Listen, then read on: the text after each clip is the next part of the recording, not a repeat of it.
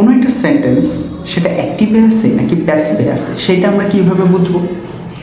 সেন্টেন্সের সাবজেক্ট যদি নিজে কাজ করে তাহলে সেটা অ্যাক্টিভ সেন্সে আছে। যদি সাবজেক্ট আরেকজনের দ্বারা কাজ সম্পাদন করে বা আরেকজনের দ্বারা তার কাজ সম্পাদিত হয় সেক্ষেত্রে সেটা প্যাসিভ সেন্সে আছে।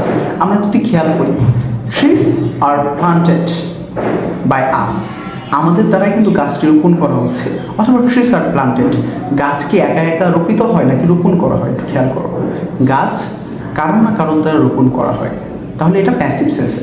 এবার যদি বলা হয় টিচার্স আর রেসপেক্টেড, কারোর মাধ্যমেই সম্মানিত হচ্ছেন, তাহলে টিচার কিন্তু একা একা ওই কাজটা সম্পাদন করছে না, তাহলে এটাও প্যাসিভ সেন্সে।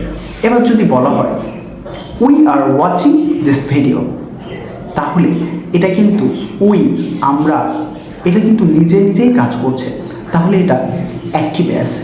এবার তোমরা বলো যে হি রানস ওয়েল, এটা কি অ্যাক্টিভে আছে নাকি প্যাসিভে আছে?